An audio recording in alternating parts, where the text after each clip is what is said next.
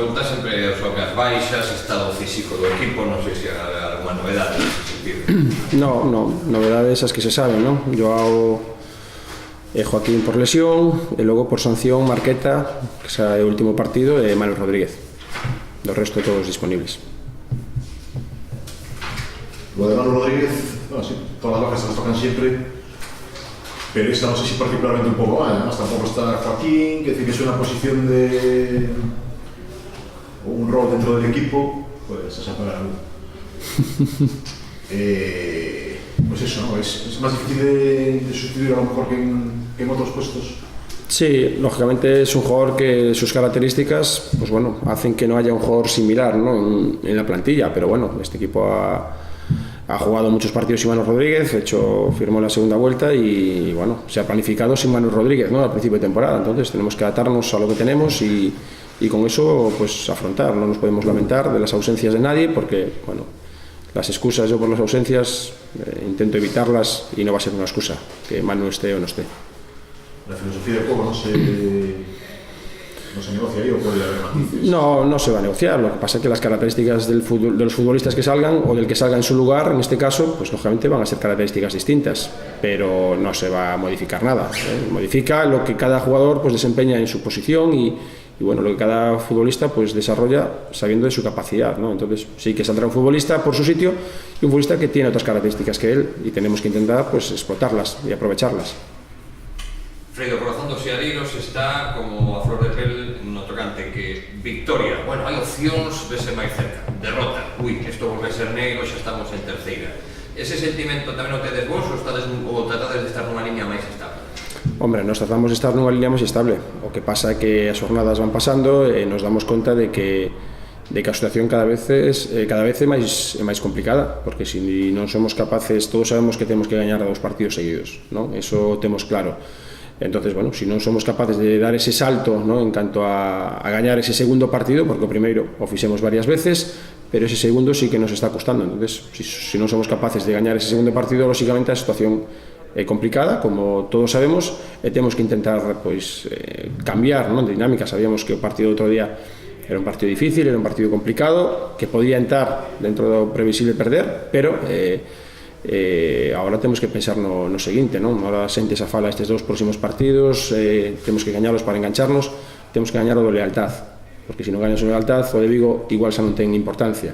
Entonces temos que gañar este sábado e pensar neste sábado, e logo a partir de aí, pues bueno, tratar de darlle continuidade cun segundo partido, pero bueno, o equipo está estable, o equipo está facendo ben as cousas, se ben é certo que outro día, pues bueno, non tivemos un bo día, pero ahora a pensar no lealtad que ahora mismo é o que nos ocupa e o que nos preocupa, lógicamente. Antes de entrar no lealtad, vendo o calendario, hai saídas que a priori son moi difíciles, Racing de Ferrol e Racing de Santander. Mellor non pensar ainda en eso. Eso é. Mellor non pensar en eso, pero bueno, ao final tampouco sabes onde vas gañar, non? Sabes que lógicamente son equipos moi potentes, equipos con un objetivo claro de buscar ser campeón de liga, pero bueno, ahora mismo non podemos pensar ni no Racing, ni no Racing de Ferrol, ni no Racing de Santander, porque bueno, ahora mismo se che digo, non sei como chegaremos a eses 2 partidos, entonces temos que pensar en chegar con posibilidades, e para chegar con posibilidades temos que facer os deberes antes, e os deberes pasan por gañar o sábado.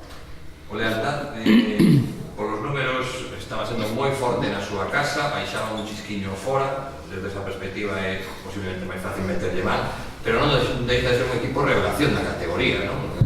Non sei que si que teñen realmente bons xogadores, se adaptaron sobre todo a xogar ben na casa, como é? O sea, é un equipo típico desta categoría, un equipo moi fuerte, un equipo moi físico, que explotou sobre todo a súa fortaleza como local, vale? Como local, pois na primeira volta levaba, me parece, unha dinámica de resultados, pois cun estado de victorias pois moi grande, un porcentaje moi grande de victorias, non? Esa fortaleza como locais pois lle fixeron facer moitos puntos, sobre todo na primeira metade, e xogar pois toda a temporada con comodidade na clasificación, non? E iso pois bueno, che dá solvencia para traballar e para facer as cousas pois con moita confianza. E fora da casa sí que ben é certo que baixou, non? Nos seus números gañou 2 partidos fora da casa, e fora da casa pois bueno, os resultados non son tan positivos, pero bueno, esta semana veñen de gañar en Vigo nos últimos minutos, vense saco a temporada prácticamente feita, cumplindo os obxectivos. Entonces, bueno, é un equipo que penso que fai ben as cousas, o que fai no ben, e logo que ten boas individualidades. Ten, do medio campo para diante, ten 4 ou 5 xogadores de moitísimo nivel que marcan diferencias, non? Entonces, bueno, hai que ter moito ollo, non, a este equipo. E xogadores? Pois moitos, Pedro Veda, Pablo Espina, que Pablo Espina, pues, bueno, está facendo unha temporada extraordinaria. Non vamos a excluir a Jorge, un extremo de moitísima habilidade, o propio Alex. Bueno, ten xogadores de moitísimo nivel que poden desequilibrar, non, un partido. De feito, Pablo Espina houve partidos puntuais que na estrategia pois, lle ganou o Pontevedra, lle fixo goles aos Somozas, me parece que tamén de falta. É dicir, que é un xogador que unha acción puntual che pode gañar un partido. Del partido de Escaleres, el recuerdo que tengo es el daño que se hizo por las bandas. La remonta ya estaba en la tercera. Sí, 0-1 y 3-1 en la segunda parte, cierto. ¿Es su punto más fuerte? Sí, los jugadores de banda, tanto Jorge como Alex, son jugadores verticales, jugadores muy rápidos y jugadores que tienen calidad. Y luego tienen gol, tienen llegada y tienen gol, ¿no? Esta semana han marcado los dos, tanto Alex como Jorge. Entonces, bueno, explotan eso porque bueno, es un equipo que maneja muy bien el contraataque, y entonces, bueno, los contraataques casi siempre se suelen atacar, suelen ser por fuera para aprovechar los espacios dejados por el adversario, y ellos eso lo hacen bien, sí.